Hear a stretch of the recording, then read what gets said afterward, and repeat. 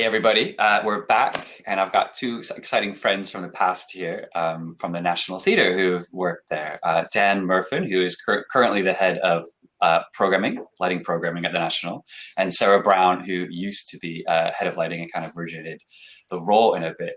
For people who don't know, the National Theatre is on the South Bank here in London, and it has three massive theatres in it. It gets millions every year in subsidy from the government. I came across it when I was in high school in America, actually. I was doing a book report because I read His Dark Materials, the series, and I Googled it and came across the National Theatre was doing this massive two-part play on Philip Pullman's books. Lit by Polly Constable, and it had all this great website that got you backstage and got to show you how stuff worked. And they do, 18 shows a year on the main stages, Dan and Sarah, is that right? Sometimes slightly more. It depends on, it just depends really. Sometimes the runs are shorter. If we bring in more shows in, then we sometimes have short runs of smaller shows. So yeah, about around between 18 and 22, something like that. Yeah, new productions they do every year, but then you'll also send shows on tour. You'll do NT Live into cinemas around the world, and you'll do pump shows into the West End as well that are successful. And I think the National has a whole commercial branch that then takes over and puts them into town. Yeah. And just my favorite statistic is actually, I'm curious to see how many consoles you're up to now, Dan. How many ETC consoles have you got on your probably around...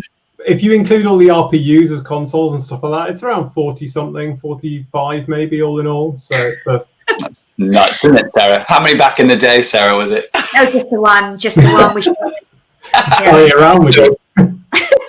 So Sarah Brown is one of those people who has left the National and has gone on to do big and better things. Is also an associate programmer in the commercial world. But Sarah, so tell us, when you started as head of programming at the National, what was the ground like then? You moved over from Strand, right? Well, I started just as a technician at the National, when there wasn't any kind of programming department, and we had. I'll just say all this, so you can just stop me if it's warbling on. So basically, when I started, there wasn't really a programming department, and we were still using the Strand 500 series. And in fact, I think on one of my first days, Anne Valentino came in to demo the EOS, which was quite exciting. We were it was amazing, and we were left with two very early EOS consoles, one in the Ollie and one in the Littleton. The Olivier, and one in the Littleton, and so basically Nick Simmons was in the Olivier, and he was kind of doing most of the programming there, and I was in the Littleton at the time, and so we just both sort of explored the console and learnt sort of how to do what we were doing on the Strand console with the EOS. So it was an exciting time because we were trying to work out how we could use it within the rep. So how we could program with it and do all the things that we were doing on the Strand, but also how it would work within the rep, because we had to think of shows that we would be revived and new shows that were coming in. We had to think about all that stuff. Is this answering your question, Tim? Yeah, no, I'm really curious to hear how the whole program started and your role in that process. Okay. So anyway, then what traditionally had happened was that I think there was a little fee that you used to get if you did the programming, because you were sort of seen as a kind of assistant as well as a programmer back in the day. Right. So everybody wanted to do it because they get this extra fee. But what was happening as more and more moving lights were coming in, from what I can recall, the designers were starting to get a little bit frustrated, because obviously if you haven't programmed for, a year, and you just took your turn, then you spent the first session just trying to find out where the buttons were, or just trying to remember where the buttons were, or what the button pushes were. Sure. So there was this sort of, as the EOS was coming into the National, there was an incentive for those that were very keen on programming to kind of learn something new, but also kind of make it a bit nicer for the designers to have people who are actually really interested in programming and therefore would be potentially faster, do it more often, and be engaged with that process, if you like. So that's sort of my experience of the very early kind of advent of the programming department. I mean, even when I left, which was 10 years ago, there was still as such not really a programming department. There was people who were leaning towards doing most of the programming. Is there now a programming department, Dan? No, I mean, it's still very much like that, and we'll see how things change given the current situation, because it's not, I don't think it's a secret that the National's currently going through a redundancy process, so we are not going to have the same group of people that we had previously, which is, really quite sad. But yeah, as things stand, we have a pool of programmers who are based in the theatres. We then have some control technicians who are based outside of the theatres, but who also program. So it's not changed completely from 10 years ago when I started and when Sarah, when you left. So yeah. Well, so do you want to walk us through some of the roles, like the hierarchy of how this works? So you've just been telling us you have like some regulars that always like take on the programming and stuff. They don't just program, right? Like when they're not programming, they'll go back to operating, or they'll go back to hanging lights and doing the shows in rep. What I forgot, the big thing I left out in my intro about the National is there is still a repertory house. So in any of your main 3 theaters, you'll have 2 shows playing at one time. Not in the same day, like in the olden days, but you'll do like Warhorse for 3 days. And then the next morning they'll come in nice and early. They'll take the set out, put the set in for another show. And you'll have 3 more days of Othello or whatever the other show is in rep with it. And then at some point in that process, you're also teching in the 3rd show that's going to take over from the other show that's finishing. So it's always very busy, and the technicians are constantly doing different things. They're taking on new shows. It's really like a fascinating place. It's even like it has its own box office. Like we're banks of people on telephones still. I think it's the only theater where they make wigs in house that has a wigs workshop. It's everything there in the middle. Everything's there, isn't it? Absolutely. Armory, yeah. What's his name? The crazy, I love him. He's so Paul, much fun. Paul. Yeah. He helped me make for a different show actually. One year he helped me make a flaming car can. I can't believe that he let me do that, or even told me that I wouldn't blow myself up. But anyway, you love to blow things up. I do love to blow stuff up. Yeah. But so tell us. So Sarah kind of originated this role of looking after the programmers, and actually, I'm keen to ask you more. You made a comment about their in a way assistants as well. Do you want to tell us a little bit about how the programmer is doing a little bit more than programming? They're kind of like the assistant to the lighting designer. Yeah, so we don't rep in the Dorfman anymore. That's the one theatre that no longer reps for various financial reasons, but the other 2 theatres still rep. But we have still fairly short, we have shorter runs in the Dorfman. So the number of shows is the same, but they just don't sit on top of each other. Although saying that, we do get little education events. So the role of the program at the National is kind of what I would call more of a programmer associate role, and that small fee that Sarah mentioned did well. We were actually trying to look at removing it, but it existed until as much as 6 months ago.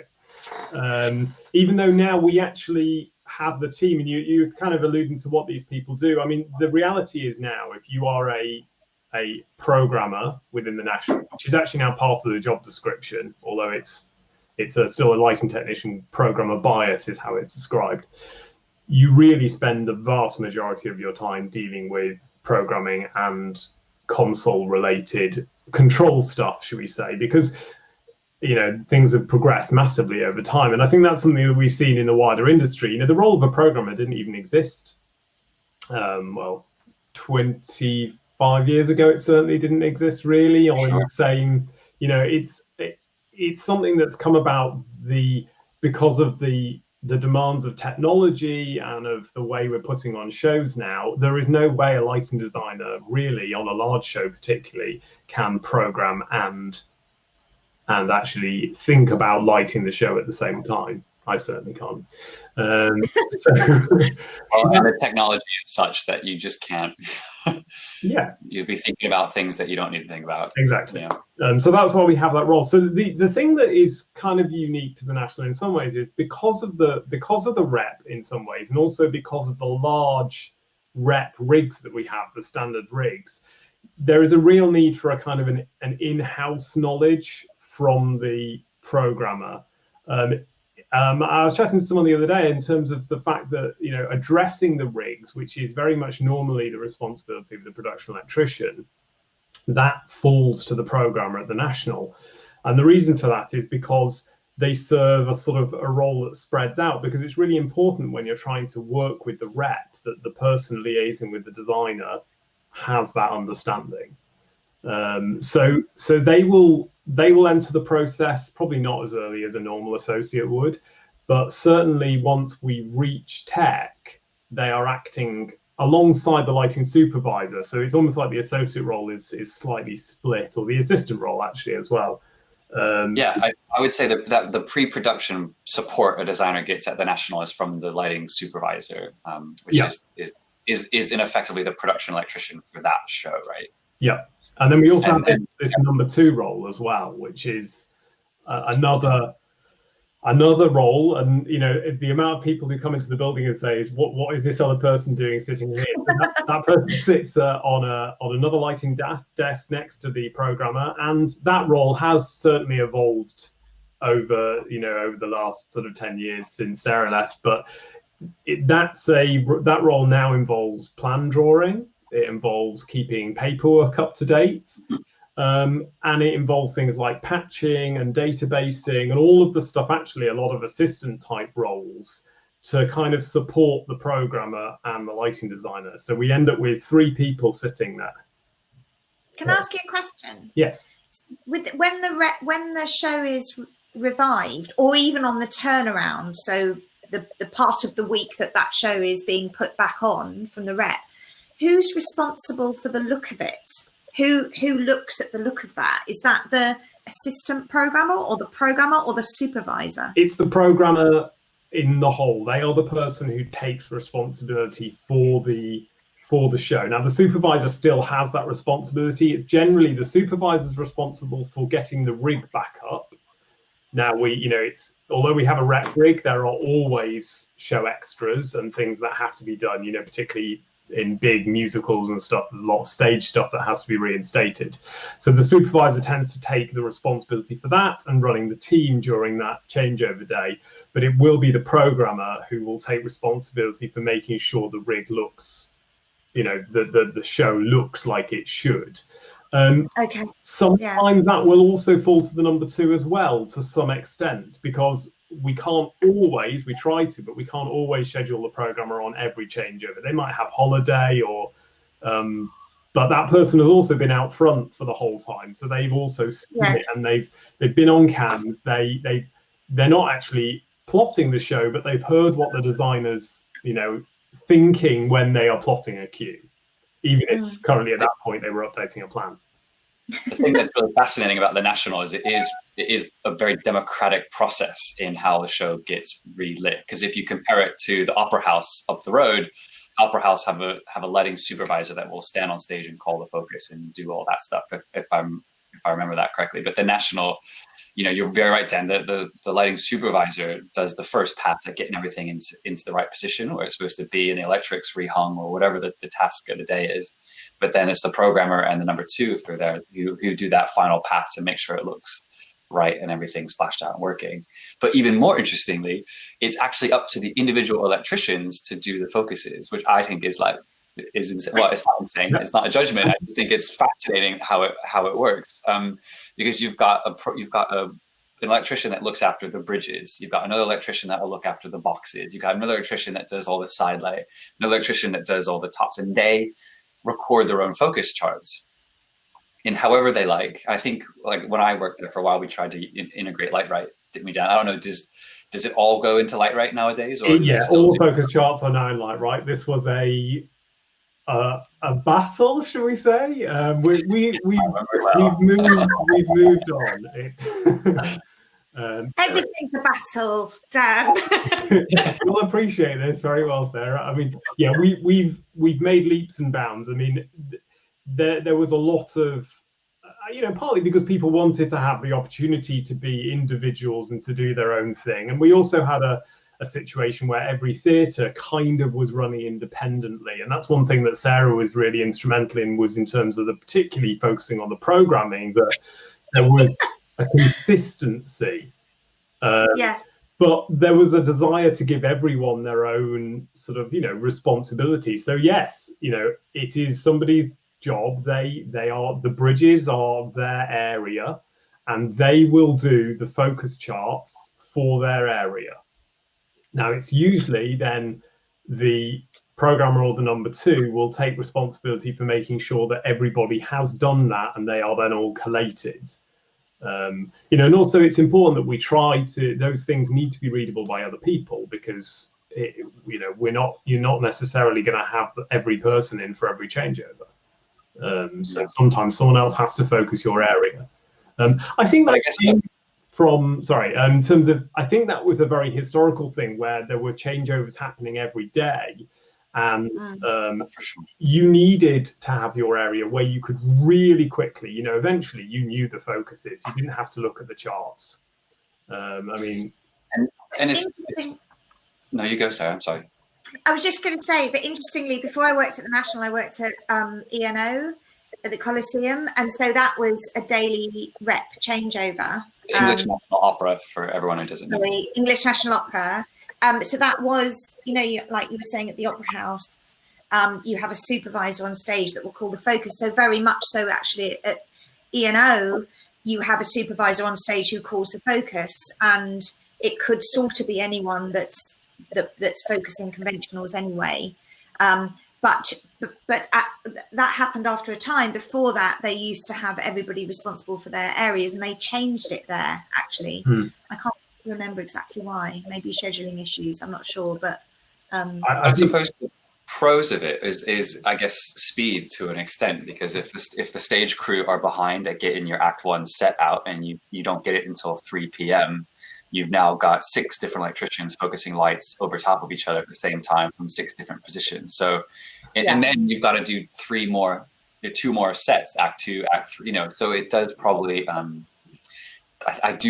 guessing, but that's probably the logic behind it, because it's just about speed, right? So Bridget's asking, well, do they stand on stage? No, they actually, the photos and the charts are done from the focus position, so from the bridge, so that you're there with your paper copy, and you go along the bridge and focus from the location where the light is. But we also do cue photography when we do all of the moving light documentation in MLA. We do generic conventional photos as well at that point from the position of the operator, so that when you come to do a look through of the show and you're like, well, this cue doesn't look right, let's just figure out what's going on, that light is not in the right place, so you've got it from both perspectives. Do you have a camera set up permanently to do MLA or to do I don't know if you use stamp. Is that right? Sorry. In process. So we actually, we have little tripods in the control rooms. That's where we tend to do the cue photography from. There are cameras on the circle front, which are high quality HD cameras. We've been trying to figure out, been working with Sound and Video, because they sit on their network, a way of bringing that through so that we can have for use for stamp and for MLA. So we just have the single fixed camera and actually use that. We would have had that all in place by now had coronavirus not happened. We were just starting to get that all moving. And just to elaborate on, so Bridget can understand a bit more too, like the focus tapes are massive. It's not what we were talking about the other day, a little seatbelt material. It's like half a meter wide. And they're huge, and someone rolls it out so that from the bridges you can see exactly the grid on the stage. So it's notated in their charts exactly where those cuts are in relation to that on the deck. The thing that I could never get my head around is that it was letters across stage. So A was like downstage left, like maybe N would be the center line. And it was also letters going upstage as well. So like you couldn't look at a focus chart and go, oh, they're sitting at B7 or no, BY.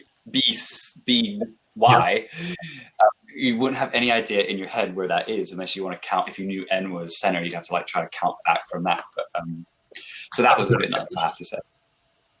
It's still not changed. No, that's changed. I think I'm pretty sure it's numbered, less numbers. So yeah, one center. Now, what happens, Dan, when one of these shows transfers into the West End? Like say, like Warhorse, we brought back twice in a year actually, or the next year. So it did 2 years at the National, 2 runs, and then it moved into the West End. So how does something like that transfer? Do NT staff go and move it, or? So this varies, and it sort of depends on how much life the show is likely to have. So if we're just doing something that we think is going to do a 2-month run in the West End, we do this a lot with Dorfman shows. They're some of our most successful shows to transfer because they fit into other theatres, and we tend to do quite innovative stuff in the Dorfman because it's not such a risk because it's smaller. And then the result is we get some really good shows. So quite often with those, the programmer will go, certainly, and we'll program it there, and we'll try to sort of hand that over. But usually, especially if it's going to be something that is, there's a desire to have a future life, we will also, at that point, probably get an associate externally. Rob Casey has done numerous transfers of shows from the National, like Curious, and I think maybe This House as well. But there's a lot of shows that Rob has taken on, and that's really because the staff at the National are not, that they have other shows to continue doing. So it's really good. I think it's very important, actually, particularly with the programmer, if we can get our internal programmers to go and do the first transfer, because they really understand the show, and it's going to really help the lighting designer at that point to put the show on again in a different space, because you need people who really understand why you did things the way you did them to do that first thing. But then you also need somebody who can take ownership of that and doesn't have a full-time job and hasn't already been scheduled to program another 4 shows over the course of the year. Now that, of course, would change slightly, possibly, if the programmers were not part of the theatres, because then I could be a bit freer to move them and have them doing other things. But that tends to be how things work. And then something like Warhorse or Curious Incident will then get its own team. So Warren Lesson ended up working on Curious Incident quite a lot. For various iterations of that. So we've done that with shows. They have to have their own team because the National just keeps going in the background. We can't have people constantly going out of the building to do stuff. Well, one question I think Sarah is perfectly positioned to be able to answer is at the beginning of this week on Monday, I was talking a lot, I was explaining where and when assistants and associates are needed and when it's appropriate. And I was explaining like the spectrum of, you've got commercial theater on one end and you've got the subsidized sector on the other. And I'm curious if you could explain the differences to us, to how a lighting designer is supported at some place like the National Theatre, where actually, like, I think their fees is public knowledge, right? Like to do the Olivier, you might only get paid £3,800 or something like that. Is that still right, I think, Dan? It's not a very large amount of money. You're there for love, but also, but the joys of working in a building like the National is you can just walk on stage and say, I want to truss with 5 VL5s up there, and someone goes away. Like, there's so many full-time staff, and we're also brilliant and passionate, and mostly passionate, who support you in a great way. Whereas opposed to in the commercial side, you have to build all that. And Sarah, you've left the National and you've done both of those things now at a high level. I was wondering if you could talk a little bit about the differences in how a lighting designer gets supported between subsidized and commercial. So Sure. Obviously at the National there is a system, and it's very much, I guess, very similar for each show. Would you say, Dan? I'm not sure. But outside of that, it very much depends on which designer I'm working with and the scale of the show, and also the budget for the show and how many personnel that show might have. So if I'm working as a programmer and then there is no associate or no build associate on that show, then I will just sort of take that on. And that may be because the show is, I guess, very simple, or not much of a budget, or not a budget that will allow for an associate, or yeah. Is that an answer? I'm not sure that is an answer, but it's yeah, well, just looking at the national, first of all, I mean, how does a lighting designer get, so they come into that building with a vision and they want to put their show on. So who do they reach out to? Who supports them? Who, like, do they have to worry about calling follow spots themselves? Do they have to worry about drawing a lighting plan? How does that work? No. I'm going to have to refer to you, Dan. I can't actually remember how it's changed slightly. I mean, so we didn't have a head of lighting when Sarah was there. We now have a head of lighting. So generally, if a lighting designer has never worked in the building before, the first contact would be with Matt, the head of lighting. So he'll do the general introduction to the building, give them a bit of an overview, and feel for the building. If it's fully constable, no need for that. She's she's been in the building quite a lot. So in that case, the first contact would be with the supervisor for the show. So they will get involved quite early on, just talking about some general ideas and if there's any specific requirements. The production managers really want to nail down budgets, 6 months before the designer's even seen the first rehearsal or has any idea what the set looks like. Not very practical, but that happens. So we often have to try and put rough budgets in for things. So that will happen with the super. And then as we get closer, the designer usually gives us, and this depends. They'll either give a plan done in their format. Some lighting designers, do things in their own ways. That's absolutely fine, and we will bring those in. Or they'll just come and stand over a plan with a pencil, depending on who it is, and go, I'd like, a couple of extra Mac encores here, and we're going to need to put something here. It totally depends. And then generally it's the supervisor or the number two, and this varies between the theatres, but the two roles together will start to draw the plan. So the plans are all drawn internally, and at that point we'd start to put a light right together and integrate those two together. And then the programmer will then come in probably around 3 weeks before fit up begins and start to make decisions about, addressing for show specific stuff. If there's any comments, particularly on how things might need to be wired up for certain reasons, but that tends to be more the supervisor. And then we then move into that. They'll then start doing all their prep for the show and getting things up and running. So by the time fit up starts, there are 3 people plus the whole rest of the team within the theatre whose job is to ensure that designer can do what they need to do. And those roles are unique to the National probably in a lot of ways, but they also serve the purpose of any other role outside the building. Sure. Well, even in like subsidized theaters outside of the National, it might not be that large of a team, but you get a production electrician in house who's a bit like your supervisor. And I've seen them draw plans for designers before and stuff like that. So it's just the whole subsidized way is just different because you have a whole team of people there already to support you, which is great. But then Sarah, you and I worked together on big commercial shows. Actually, yesterday, all the participants here got White Christmas at the Dominion as a project to work on, which is something that we worked on together. But what's it like? How is it different than when you do a pantomime for Ben Cracknell, and you're the kind of the programmer and associate role, or does Ben have another assistant there? There was an associate on that one. Okay. Yeah, gotcha. Charlotte Burton was doing that. I think that I can tell you the differences I found. I think working.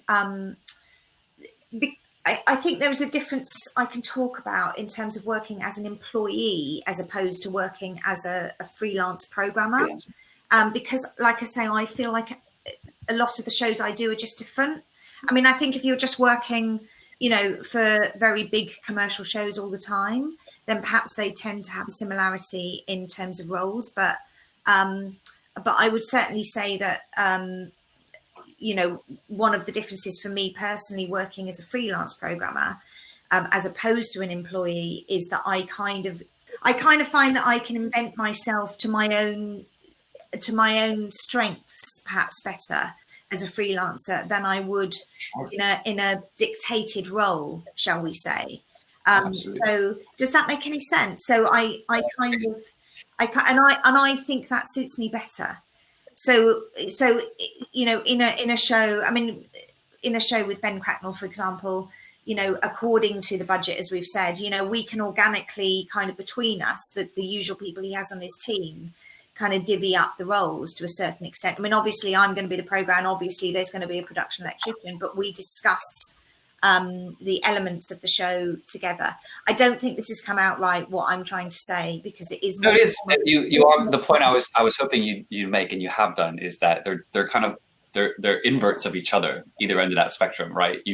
You're given a team at the National Theatre to support you, whereas in the commercial world, Ben Cracknell has to hire everyone around him, which is you, the programmer, the production electrician, like all those roles. So it is just it's a different space, right? And this is where actually, I was just going to say, this is where my role and some of the other, the Matt's role and stuff are really important, because what we try to do is to ensure, particularly with programming from my perspective, that it's not just anybody working with a particular designer. I try to create the teams that they would want to work with, and the people, try to pair them with the people that they work well with and will be productive with. And not going to mention any names, but there are certain people that I would not pair with certain designers, because I know it will not be a productive relationship, and that those relationships wouldn't happen outside. Because the last thing that we want to do is to put a program with a designer who they are going to either, personality clashes, or just the way they work is really not going to be helpful. And then that helps nobody. And then creatively, they can't do what they need to do. So there is some degree of flex. Our programmers move between the theatres as well. So we've got, how many programmers do we have? 5. And then 6, it's who knows. Oh my God, Dad! You don't know anymore all the cuts that are happening. I literally have no idea right now. But Sarah, what were you going to say, Sarah? You earlier. Just that I think that is, I mean, obviously, the work that I receive as a freelancer is very much dependent on the relationships that I have built. And that relationship obviously between designer and programmer, and very often, as you're saying, Tim, programmer associate, really, in this country anyway, it is all important, and is kind of, for me, what the best thing about the job, that relationship, and how we forge it, and how we discover how we like to work and what we like to do and what we can create together is the most exciting thing about the whole thing. And also working with different designers and different teams and different production electricians is very the fun inspiration, I find. Scenery is always changing. Can I ask you, because we got introduced to the certainly for the Americans listening, they might have never even realized this was a thing, but to this idea of the programmer associate. And I don't know if you had any thoughts, Sarah or Dan, about how that originated in a different way, how that's germinated in a different way than how it has in America. Budget, I'd say. Yeah. Money. You can get away with a lot over here. Yeah. Part of the joy of British theatre is that there is so much, there's so little regulation that I actually think it does sometimes allow a massive amount of creativity, because roles can be adapted, but it also is, not great in terms of there not being defined roles and pay and all of these things. So it's a double-edged sword. I call it the wild, wild West End. And how about you? It all depends on the producer, doesn't it? Really, what they are willing to. Well, and actually, what the lighting designer says that they need, right? Yeah. Yeah. I think so. I mean, like, for example, I mean, I hope he doesn't mind me saying, but like, for example, Ben would probably have, you know, it depends on the show. It depends on the show we're doing. So if it's a big musical, you will definitely need a spot caller, and you would potentially have an associate. But for example, one of Ben's assistants, or was assistants, is so fantastic. She started off as a spot caller, and she has now sort of become one of his associates. But she also still calls the spots. I hope I'm not treading on any toes by saying all this. No. Perhaps the formalities of the American system are not quite so prevalent here, but maybe they're becoming more present than they used to be. Would you say? Yeah, I think America, it is definitely more common to have an assistant in America because there's often a budget line for it. But that's not to say that's the case in American regional theatre. But certainly in the UK, it's up to the lighting designer to make the case to the producer that they need that thing, and often that's an easy case to make on a big musical, and Ben will have no trouble. But yeah, you're right. It's and as Bridget is asking, it is up to the lighting designer to assemble that team in the commercial world, which is I love having that freedom. it's exciting. Yeah, so follow spots is a really interesting one at the National. We have in the Olivier, it's almost impossible to light a show in the Olivier without follow spots because it's such a weird shape, and so we have. It's just so vast. Yeah, you need to focus all around. So we have spots on pretty much every show in the Olivier, and but it will vary as to who calls them. Quite often it's the lighting designer calling them themselves. We tend to always control them through the desk now as well. So they'll have a little fader board on the spot, which then connects back to the EOS. So they effectively have an inhibit, and then the level and the color is set from the desk. That's fairly standard now. But if it's a bigger musical and we have 4 spots, I'm trying to think if I think we might have even had 5 is the maximum we've had in my time at the National. Then we have had spot callers. I did spot calling for Light Princess. That's probably the largest team we have had on any production at the National in terms of lighting in my memory. We had effectively three people doing programmery stuff for that show, plus we had Rob. Rob was actually, and this goes back to interesting to Bridget's most recent question. Rob was, I think he was Bill's associate on that show. That would probably make sense. Rob Casey was on that. So designers they do not bring in programmers, but there have been some shows, larger shows particularly, or if the designer's not available very much, where they can bring in an assistant or an associate. They are unusual, and that has to be negotiated with effectively the internal producers, because those roles are already effectively exist. They're paid for as part of the National's annual budget within the team. So you've got to have a really good justification to bring in somebody externally, because that's additional cost to the production. I think Polly was doing Oliver or something at the same time, and it was and Phantom. It was like an extremely busy year for her. So I think that's how Rob got involved. Yeah, and I think she, halfway through previews, she had to go off and do some other stuff, and that's a prime example of when that's really important. We had Fifi was on now the name's completely gone, Hadestown, because Bradley had come over from New York to do that and needed somebody to kind of represent him in the UK prior to his arrival and sort of that type of thing. So we had Fifi on board for that, but it's not many shows that we do that for, because we have the people already. I want to ask a question, but it's a bit controversial, so I'm not sure I should ask it. Go for it. Come on. No, I was just well, there was 2 things I was going to say. I've been back at the National as a guest programmer a couple of times, and it's the best place to work in the world. It's just fantastic. But I just wondered if this post-COVID thing may change, what you've just said in terms of internal people and external people, and whether there may be more flexibility. I wonder, in that, but this is maybe not the right platform to ask that question. You mean if it moves more from a full-time, like a large group of full-time employees to a slimmer freelance team? Yeah, I'm not party to all the decisions happening at the moment, which is probably a good thing. But we are going to have less people and less time because everybody is.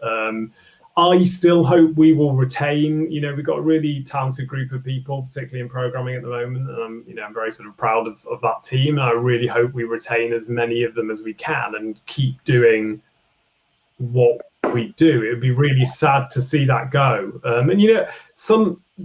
If you look at the UK pool of programmers, of the top programmers in the UK, a large proportion of those have come out of the National. Which the National has really been quite instrumental. Sarah Brown being yeah, exactly. Dan Haggerty, Nick Simmons. There's all sorts of people.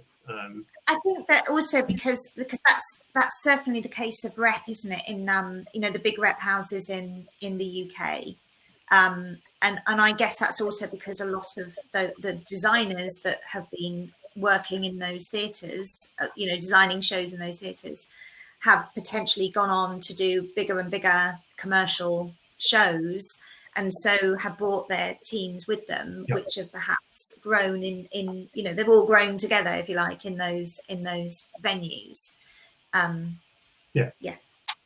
Bridget's asking another question about, a statement really about something that I might have said that was misleading, and the fact that I said how much the designers make, but actually the technicians do get paid really well. She's saying it's amazing all the work that you guys do, but ridiculous that you don't get paid properly. But actually, I would say the National probably has, next to the Opera House, is probably some of the best paid technicians in yeah, UK, I think that's probably true. I mean, of course, that's all changing as well, but it's it was. Yeah, I think National is there in terms of. I mean, we're not competitive in terms of programming. That I would say. You can make more as a freelance programmer if you're sought after. Really? But you also get paid holiday at the National. Exactly. And we can give opportunities. Look, we've got somebody at the moment on our team who is on a part-time contract. She's got 2 children and came into the National actually from a really successful freelance career, because the National could actually offer something that is not possible as a freelancer. I think that is also something that, it's not really on the topic, but it's something great that an organization like the National can do, is to say, well, you want to be able to do 24 hours a week or whatever that might be. Well, fine. You can program 2 shows a year. You'll have to do long hours, obviously, for those shows. But outside of that time, we can reduce your hours drastically so that you can look after your children. And that's something that we need to be doing more as an industry, but is not really available in the commercial world. But also to say, we were talking about the number 2 position at the National. I don't know if it's still the same. Imagine it is, but there was a means of people who perhaps didn't have very much programming experience that wanted to, that could kind of, join in as a number 2 and learn that craft. So there was a training route that you could take, which is really good as well, isn't it? Obviously, yeah, to bring people up. Yeah. I mean, that's probably happened. It's got harder because the job has got a lot. The barrier, the leap from number 2 to programmer has got bigger, and it is getting bigger right all the time as the technology grows. But we have had some amazing success stories of that over time. Probably the recent one would be Kaz, who was doing loads of number 2 shows, then ended up doing Angels in America, took that over to Broadway. She has turned into a really fantastic programmer. And so that role is quite important, and it's also really useful at just keeping people's desk skills up as well. It means that people are being upskilled constantly, and even if they don't end up becoming a show at the National, maybe they decide, I'm really interested in this, I'm going to go away and do some smaller shows outside the National. Or it piques your interest in being an assistant or an associate because you're getting involved in those things that otherwise, rather than just being, hanging a light or making practicals, you're actually getting some exposure to the production desk side of things. Yeah, it's a magical place. One last question for people who are maybe new to the idea of rep. Like, how can you walk us through, Dan and Sarah, what on a normal changeover day, you call it, what's the order of events? How does it happen? So from the show finishing the night before to doing the next show of a new set and a new show the next night, how does that all roll out? Do you want to take a stab or? You go. Okay. So again, this all depends. So let's say this is a really big show. So at the end of the show happens. So we quite often on a large show will have what's called an ACD, which is an after curtain down. That will. Did they must have existed in your time, I would assume. I think the colleague called it something different, and I've forgotten.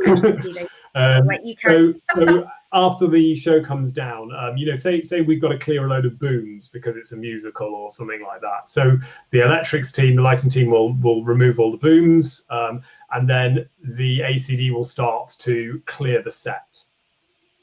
That will usually then work through the night to a certain point. Maybe they'll finish at 3 a.m. or something like that, or possibly even 4, depending on how big the show is. And then another team will start at maybe 8 or 9, and that will be the stage team, and they will start to bring in the new set and start to get that set up. The lighting team will usually start around the same time, so they will then work around the stage team to start, reinstating the lighting rig for that show. Then probably focusing will start on top of the the rest of the set coming in when they realise things are not going to plan. Lights will start to be focused, and then usually at some point after lunch we'll get to the stage where we're starting to do a look through of the show. And again, sometimes the look through doesn't happen until 6 o'clock in the evening, and you have an audience coming in at 7. Sometimes the look through doesn't happen until 6:30. In fact, if things go wrong, but that's obviously we absolutely try to make sure that doesn't happen. So the look through will start. We'll spend maybe an hour or possibly even a couple of hours looking through the show, making sure everything is as it should be. And then it's fairly common for stage management to want some time on stage with the cast, particularly, again, if you've got a big company and you need to do warm-ups, voice calls, things like that need to happen. So often the stage will be handed over around 4 o'clock, something like that. So there's a huge amount that needs to happen. It can be fairly fraught, and we have had shows where we have not had a look through, and the curtain has gone up, and the program has been frantically trying to tweak moving light focuses during that show. That is obviously not great, because it means that we're not putting on the best version of the show for the first audience on that after that bring back.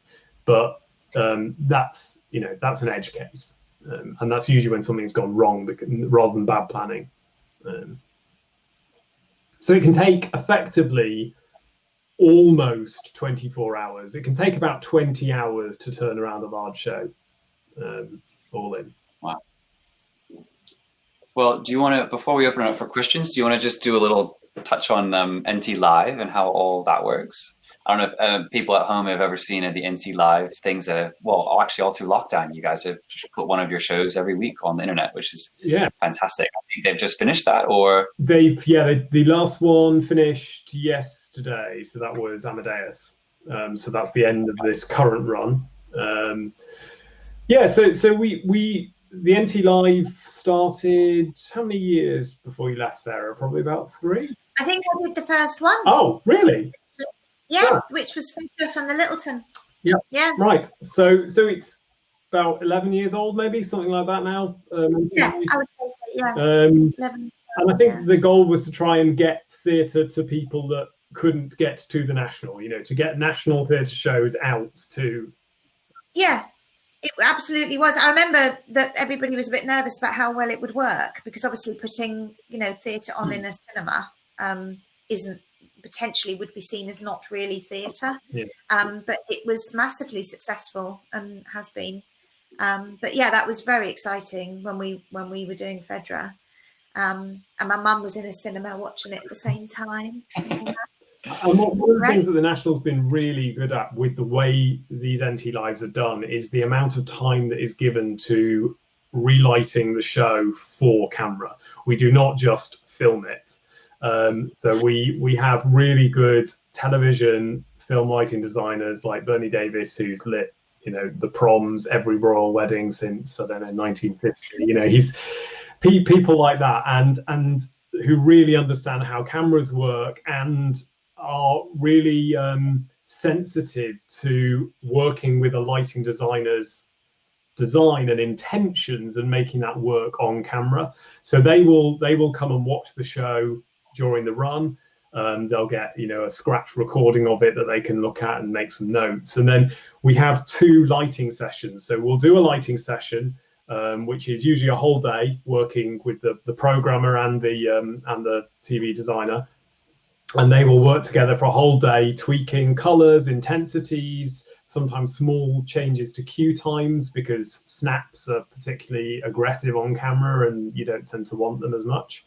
And then that will happen. Then we'll have a camera rehearsal, the first camera rehearsal, and that will all be filmed. And then, now I'm trying to think when the viewing happens. It's probably, I think the viewing happens after the first camera rehearsal. Yes, that's right. The viewing happens after the first camera rehearsal. And we usually send the programmer to go and see that. So they will go and sit with the camera director and various other members of the team and watch a viewing of that recording and be able to see how things look. And then we'll have another lighting session where you then make further tweaks to try and fix some of the issues, and then a second camera rehearsal, and then the broadcast. So by the time it gets to broadcast, there have been 2 attempts at trying to make this all work as well as you can. And then, you know, I've even had to tweak things during a live show on occasion. We'll have to just wheel the intensity of something down slightly or bits and pieces. So we'll have that show going. We'll have 2 different copies of the show, so that we have that version. And it might be worth adding too that back in my day, but like we'd set up a huge media city out on the street. There'd be massive broadcast trucks and satellite trucks doing the uplink and stuff, where they'd all the camera directors and everyone would sit out there and edit it and work and do that. Yeah, there'd be 3 trucks down the side of the building. Something like that. It's exciting. You know, even now they've become such a regular thing. I mean, we probably do every other show now is probably broadcast, I would say. And so I get used to turning up in the morning and there being a load of trucks outside the building. But actually, there is still even with it being such a regular thing, there's still an excitement about that.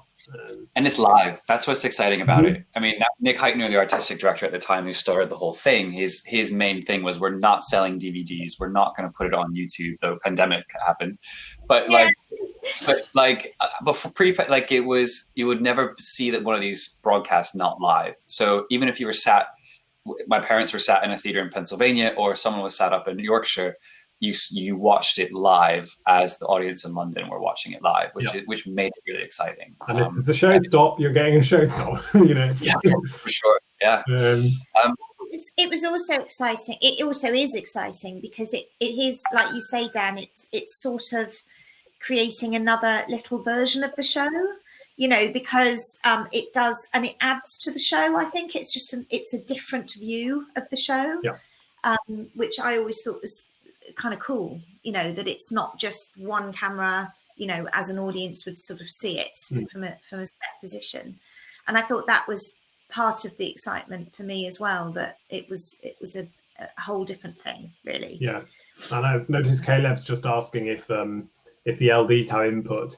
That depends whether they want to. Some of them will try to get, like they can't. Some of them will want to get very involved. Others are quite happy just to let the designer do their thing. And I think that's maybe a trust thing. And once your show has been lit by Bernie Davis on, you know, you've had 10 shows lit by him, you trust him. You know he's going to do the best that he can do with your design. often, but we, quite often when it's a designer's first time, they will want to come and sit in on the lighting sessions and have some involvement in that, and that's totally fine, of course. But yeah, they're quite often doing other things, so they can't. And we always, unless there's a really good reason, we always put the original programmer on those NT Lives, because it's really critical to have somebody who can work with they're the person who knows what that show looks like better than anyone else. So it's really important to have them working with the designer for the broadcast. And same as commercially, the programmer will be working with, generally it's Ernie or Mike, in creating those NT Lives. They're really good fun. I really enjoy doing them. I've done a few outside the building as well, and there's a buzz. Yeah, they're brilliant. Well, guys, listen, thank you. This was super informative. A fun trip down memory lane for me. We've overrun a little bit, but we'll officially stop here. But anyone, please hang around, ask loads of questions. I'm sure Dan and Sarah wouldn't mind answering them. But just a reminder, what was your favorite NT Live that you've both been involved in? Well, I have to say that Fedra. It was incredible. It was incredible. It was with Helen Mirren, and it was a show that just kept giving for me.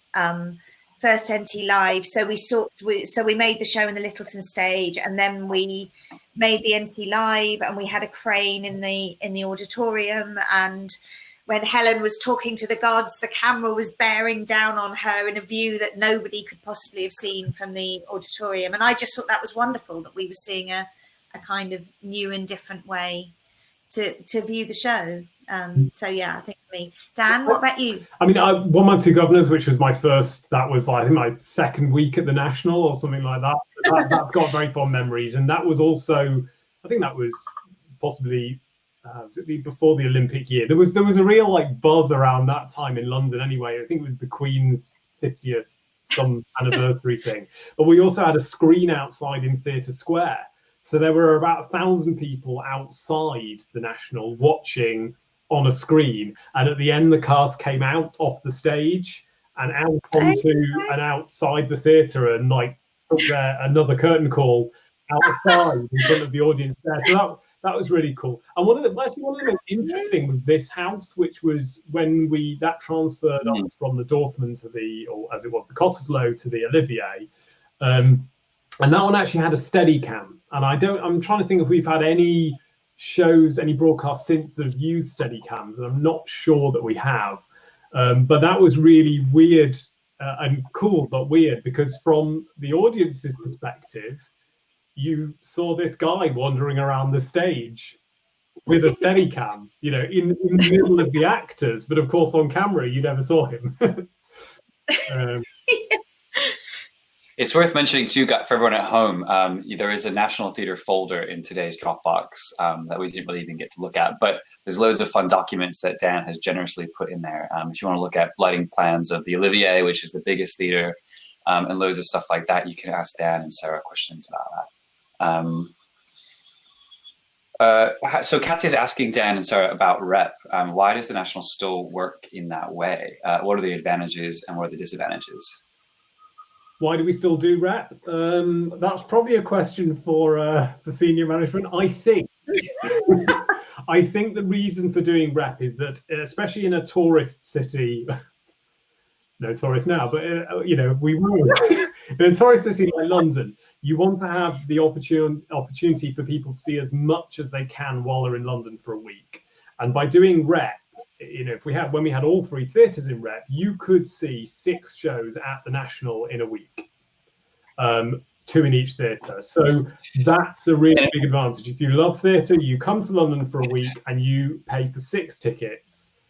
Now you could only pay for if we didn't have rep, 3 is the maximum. So it really helps with bringing money in and also, am I right, Dan? If a particular show in the rep isn't selling so well, they can remove some performances from the end and put the other show in, which might be more popular, and keep selling. Not that I would ever happen. That definitely happened. Yeah, it allows you space to be innovative and have a show that really doesn't go very well and not be screwed. Hey, Alex is asking about your rig checks at the National. Is there anything unique and exciting about that? He's heard stories, he says. Interesting.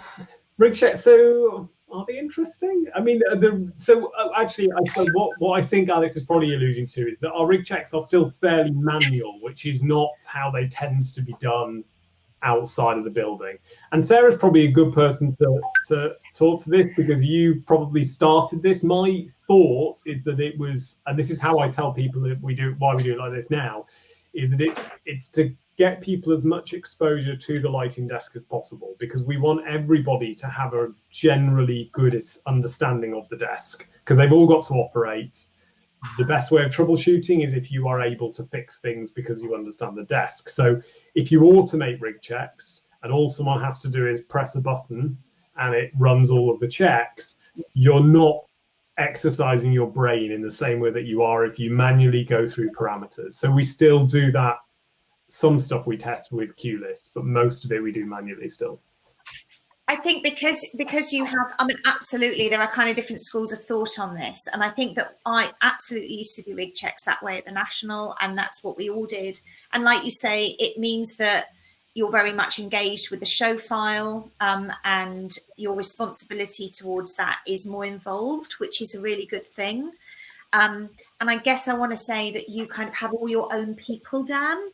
So it's a sort of contained thing. Whereas I found that when you go into the commercial world, that's not always the case. You have varying potential, forgive me, but you may have varying degrees of interest in sort of the rig checks, and a sort of an automated system. I mean, my rig checks tend to be not too automated, but nonetheless they are now automated, will mean that my main aim is to make sure that the operator will go through absolutely everything and won't miss anything. And so the organization of that, I hope, that's what it means. Whereas I guess, because you're part of an employed team, that is less likely to happen, perhaps. Yeah, because the same team that really cares about looking after that show is the one doing the rig checks. We're all the same lighting team. So if somebody's not pulling their weight and is not, doing the rig checks properly, we can deal with that because we're the ones responsible for making sure that show is good. It's not, you're not leaving it with a stranger. Whereas we might just not know. Yeah. So part of my handover commercially is to very much go through those rig checks that I tend to write, and it's a way actually of walking around the rig from the desk point of view as well. If anyone's interested in that, there is an operator's guide in the Dropbox, and that actually will show you what things you need to check on each moving light, and it's comprehensive. Ben and Philip are asking, but for both of you, what's your advice on getting into programming? Well, I have followed the route of rep theatre, subsidised theatre, and like Dan was saying earlier, a lot of the UK, not all of them, but a good deal of them have come through those systems. So they've come through rep subsidised theatre in the UK. And I think it's quite a good training ground for reasons I gave earlier, that you can kind of, you can be exposed to lots of designers, lots of shows, but you have the safety net of the house, and particularly somewhere like the National, where you've got Dan Murphin, who's phenomenal. Dan, you can, you have someone to go to if you're sort of struggling with someone, with something or someone. So I think that it certainly in the UK, I think is a really good training ground for learning your craft. Would you say that? Yeah, I think so. And because the thing is with programming, that some people think that all you need to do is learn how to use a desk, and actually that is in some ways the smallest part of the role of a programmer. The thing that is hardest to teach is actually working with a lighting designer, and how that process works, how you interact with a designer, how you support them properly, how you preempt them, how you work as a kind of a team, because the thing that you want a really good programmer to do is to be one step ahead of the designer, so you're understanding what they're going to do, and that's why you get these pairings a lot. So the only other way I think that I have seen work is to try and find if you've got the desk skills and you're comfortable that you're where you need to be, is to try and find a young designer who's kind of maybe starting to break through a bit, and try and work with them regularly, because then you will build up in a lower pressured environment those skills. And if that designer becomes successful, they will probably take you with them if you work together as a team. But it's building that understanding and then that relationship, and that's what you really need to work on. I think that's the But I also found that when we were doing early EOS shows, so we were all learning the desk as well as programming. We did we did a system called shadow plotting. So somebody would be programming on the Strand 500 series, and then, oh my god, that makes me sound so old, and then somebody will be I am old, and then someone will be shadowing them on the EOS, because what we found is that there's no better way of learning to program than doing it at speed and thinking and with some kind of pressure. You find out, even if it's a fake kind of pressure, you find out what you don't know very, very quickly. So, and we sort of then took that on from the shadow plotting to then with training. I absolutely found that a really good way for someone to learn programming is if somebody else plays designer but sits away from the programmer, and they just have to find their way. And like I say, that's a good way. I think it's remarkable how much pressure you can feel under, even if you've just got your mate next to you and you're doing training. So we found that was a good way to hone your skills, is because you tend to get into designing even if you're sitting in the studio and it's just you and the programmer, not really for a fake show. You sort of get into it, and you will start to get a bit demanding, and you will start to kind of want things done quickly, and it's quite a good training ground, I would say. And giving away our sort of trade secrets, this is how we do our programmer skills tests at the National, which is you get stuck in a room with a lighting designer for an hour and have to plot for an hour, and I sit and observe, and I've seen very competent programmers buckle under the strain. But it's really good, because that's what you need to be able to assess is how somebody performs under pressure, because I love programming. There is a real buzz to it, but it is also an incredibly pressured position. You're like the focus of a lot of people's attention. And you can stop the entire tech by, not being good enough. So I think honing your responses, understanding what you're going to be asked to do, and honing the responses really, really, so that you can do them very, very quickly, makes programming into a very pleasurable thing to do, as well as it's always pressured. It's always, you're always required to be fast, but the more you know your tools, then the more you can enjoy doing that, and the more you can give back, of course, as well. So I hope, is that okay? Was it Ben that asked that? Caleb, I'm not sure. Caleb asked, were you involved in the relight of your show to Sarah? But I'm not sure what that question is referring to. So Caleb, maybe ask them some more detail. If you mean shows that I do commercially, then yes, usually. If we tour them, I would usually be asked back to be involved in the relights of those. If you're talking about the National, then as Dan said, whoever programs that show generally relights it. Yeah. Chris is asking about your bass file at the National Theatre. Tell us a bit about that. Yes, we do. So we have a bass file for each theatre, and we regularly get together as a team to make sure that any change. Sometimes you have to make changes just in the Olivier because a new light has been added in for this show, but we try to have in our base show files the same set of basic lights, because it's likely if a designer's used something in the Olivier and they come back and do a show in the Littleton the next year, they'll want to use that same light. So we regularly bring all of our show files up to date. So obviously there are always some differences between the theatres, but all of the base stuff, standard beam palettes are the same in all the theatres. We have a standard cue list structure and things like that, and we have a kind of a house style in terms of how you label things and how things are done.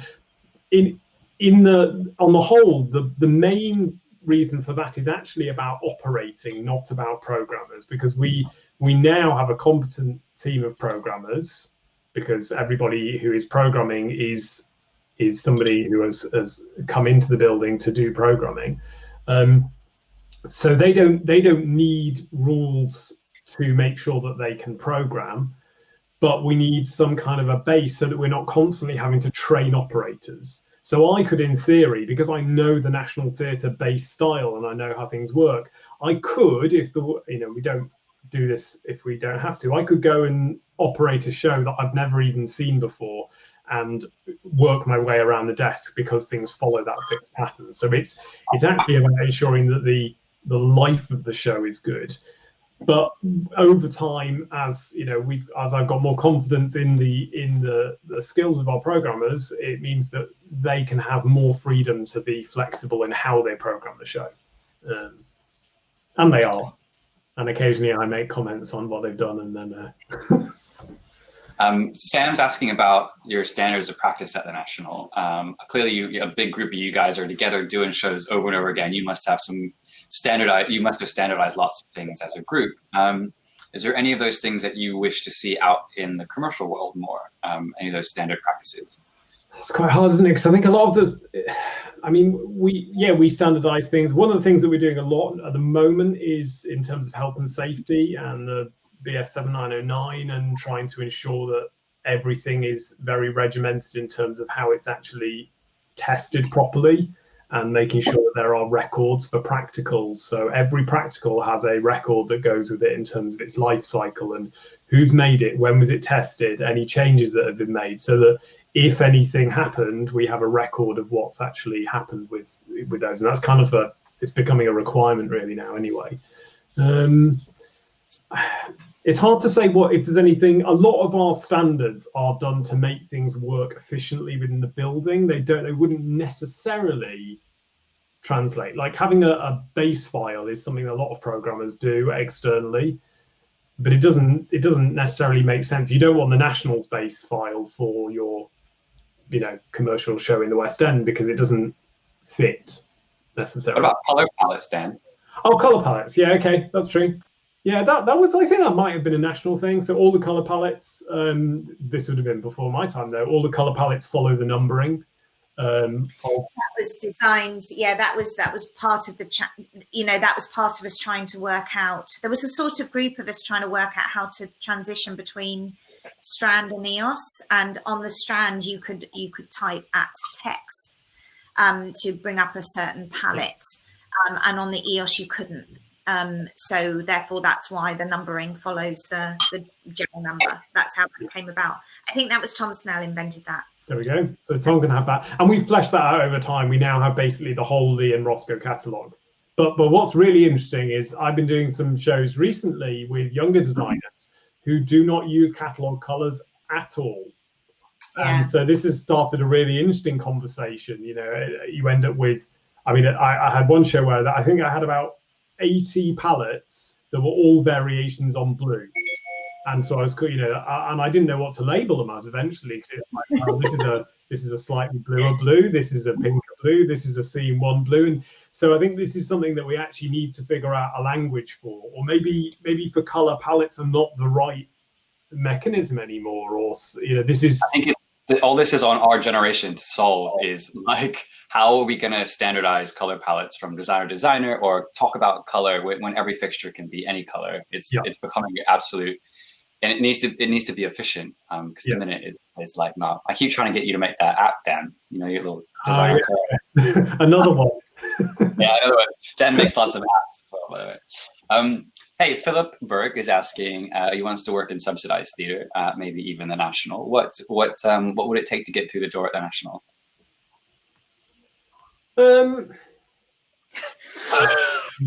A horrible interview day. When we had casuals back in the day, you just asked to be put on the casual register, and then that was a really good way in the door. I think we're not really going to be using casuals going forward. This is the whole thing, going on right now. Is I feel like some of these doors are going to be shut down, which is really, really disappointing. But if you have a good education and come and talk to us, or in fact, and I don't mean a formal education, I mean an interest, or a sort of you can demonstrate a passion. Regularly, people will email me and say, I'm interested in this, can I come and have a chat to you? And absolutely, I'm always happy to do that. Just come and have a coffee and chat for an hour. And once you've met someone in person, if an opportunity comes up, then you're much more likely to think, oh yeah, well, I remember talking to that person and they were really interested in this. We quite often have people come in and observe. That's something that we can make work relatively easily. People just come and sit and observe for a couple of days. Gives you really good exposure. Rob Halday's saying the door's generally always open. And Sarah, do you ever let people shadow you out in the commercial world? Ben must have. Yeah, then you go, oh, I wouldn't do it like that, Sarah. That's what happened. That's just me. Really? Is that how you're doing it? Rob, I think that is what you said to me. Yeah. People do. They come along and it's a good experience for them just to soak up what everyone's doing, I think, and see what's what. I know Ben likes to do a lot of previs, Sarah. Is that a thing that is becoming more common for you in all shows? Yeah, I guess it's all down to budgets again, and the type of show. But I think with augmented, that will probably become more of a thing, as I guess it's easier to generate a basic 3D model quite quickly. To sort of throw some things together. So yes, I wonder if that, I mean, who knows in the climates of today, I don't know if we're supposed to talk about that or not, but obviously increased prep time for 3D modeling and visualization will mean an increase in budget, and I'm not sure what will happen with that at the moment. But it might mean less time on stage, which might have a saving. So these are all the things that I think we're going to be learning coming up. Is we're going to have to cut tech down because we need to save a day of tech in the budget. Well, if we add a 6-hour lighting session or a day's lighting session, maybe it'll be very interesting. Yeah. Do you want to chat about COVID a bit and how it's changed everything? Well, no, I just wanted to ask, I did want to ask the students, how they are feeling about it all at the moment. Just any comments from you guys, really. Just be interested to know how it looks from your point of view. Yeah, I mean, it concerns me. I worry that people are going to feel very put off by this because they can see, the industry is not in a great state, and there is the potential to go, this is not something I want to get into, but we still need new people. And the thing that would be worst about this entire situation would be to lose the efforts for diversity and stuff like that as well, because I think as an industry we have made great strides to be better at those things, and so we need new people to come in to keep us doing that. Yeah, nervous. Yeah, great. Not gonna lie, pretty bleak for the next 8 months. Yeah. Well, there's no amazing hope that we can offer. But other than that, there's lots of hope we can offer for sure. I mean, we're not in America for a start. Sorry for all the Americans listening in, but at least there's some government money coming to venues. We don't know how much, but that's something that'll help. Yeah. And listen, as of August 1st, shows can socially distance over here. Even last night was the first socially distanced West End performance. It was a concert at the Palladium. someone like that. So, you know, that's a little bit exciting. Just talking about doing panto still and Christmas shows and stuff like that. So I'm sure they won't be as we know them. They'll be socially distanced and they'll be cheap budgets, but at least it's a job. Yeah, and you know, I think we're going to have to be really inventive. Unfortunately, I think it may lead to less good working conditions for people, or you know, we're already worked very hard in the UK. I think people don't get paid that. I mean, you know, the pay is not horrendous, but people don't get paid proportionally to the US, for example. People get paid a lot less, and you work through all your breaks. And you know, the rules are a lot less stringent. So my big concern is that actually pay is going to get pushed down further, and people will be expected to work harder to get shows on. But you know, if that means that we retain more jobs, then that's maybe something we have to bear for a period of time, because look, the main thing is that people are able to put food on the table and, you know, and all these sorts of things. Yeah. And try to make it's hard to say when you have no money, but to make the best of this time, even if you have to go get a job to get you through it. Like I know a lot of friends are working at Tesco, putting groceries on shelves, but also, you know, you guys are here this week taking this class, trying to better yourself. Sarah, you mentioned you're going to try to learn other consoles than ETC while theater's on a break. You know, I think a lot of people are going to come out of this with new skills and reinvented themselves in a little way. So yeah. That's a place to put your anxiety maybe and your worry. Learning is always time good spent, like well spent. You know, that I've been doing quite a lot of this over the last few months is learning new things like programming languages and stuff like this, and all sorts of things. It's always going to serve you well to learn new things. If you are in a situation where you're like, well, I can't bring any money in, the thing you can do is learn. And there's been so much free learning content available from all sorts of different people. Because that's going to serve you really well in the future. It's going to give you the best opportunities. So, Katrina is saying, remember that as theatre workers, you have loads of transferable skills into other areas of employment, which is very true. Yeah, and that's a little positive fact there. I think the sad reality, though, is, you know, I know Broadway's officially shut until January, but if you ask any Broadway producer, they'll tell you that it's not until March. Even if a cure to the virus comes next month or in September, it won't be until March. Yeah. There's surveys asking people, like, if there was a cure to the virus tomorrow, would you go back to the theater the week after? And I think only 26% of people said they would.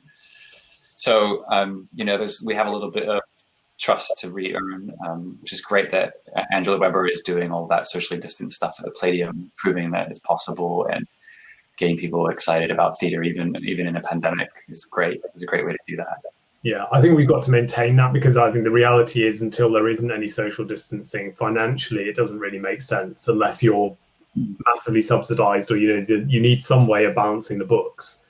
But the thing that we can do is keep theatre in people's minds and keep showing them that, you know, do as much as we possibly can to show people that theatre is still a thing, so that when we can open fully again, people want to come back. Because yeah, interestingly, I've been involved with the Old Vic, have been broadcasting live performances. One of the few working programmers over the pandemic, weren't you, Sarah? Yeah, I know. Okay, well, I'm very lucky indeed, and that has been very successful. People have bought tickets to see it, and I think that is a very good advert for theatre, and also it brings that theatre some income, so much needed income that they had. So I think that's an example of sort of keeping it current, keeping theatre current and in people's minds. Hey, Bridget's asking if you can speak to the relationship between projection, media, the different departments at the National, projection, media, lighting, and how those jobs transferable there.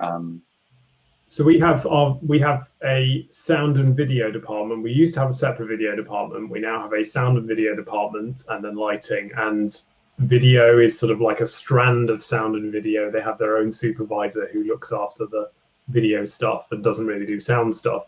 But we work, he and I and the previous video supervisor, Mogsy, like work quite closely together because we have historically programmed all of the video, and that's changing slightly with using Disguise and stuff, but we've historically programmed all the video on EOS consoles. So and we still do all of the triggering and stuff from EOS. So the video programmer, whoever that is, will have a geo or something like that to actually to do the plotting for video. But it kind of makes sense for it all to be integrated. Video and lighting are essentially the same thing. It's all light and colored light. It's just being done in different ways. So, you know, in fact, the most interesting shows I've seen are when you've had a video designer and a lighting designer working really closely together to sort of create stuff, because when it goes really badly wrong is when they don't talk to each other and they're just fighting the whole time. I mean, People, Places and Things was a really interesting one of that, which Andre Goulding and James Farncombe lit that. And a lot of the lighting that you see in that show is actually video. But it looks like lighting because it made most sense to do it with video. So we kind of work quite closely because of how the systems work, really, and because you're putting light onto the same surfaces. Separate departments, but then that's very different in different places. Video, I think, because it's quite new in the grand scheme of things, has not necessarily found a consistent productions yet. I think in large scale commercial productions, it has now very much formed its own thing. It's often one of the most expensive parts of any show. But in long-standing organizations, people have struggled to know where to put it, if that makes sense. Well, listen, we have our next act on stage in about 20 minutes. So I want to make sure everyone gets a little bit of a break. So it's probably time to say thank you to Sarah and Dan for being with us today and showing us how, a different kind of theater works at the National. And let's not get too depressed about COVID. It probably will get... Thanks for all your comments, though. Just reading them. Thank you. It's been really good. Yeah, it probably will get worse before it gets better. But at least in my head, I think, you don't miss what you have until it's gone. I do think theater will come back in a better way, in a bigger and better way than it ever was before. And all of you at home will be absolutely brilliant plan drawers by that point in time, won't you? Yeah. Any last words, Dan and Sarah? Just keep positive. Yeah, thank you all thanks for watching. Yeah, thanks, Dan and Sarah. You've been absolutely brilliant. See you later.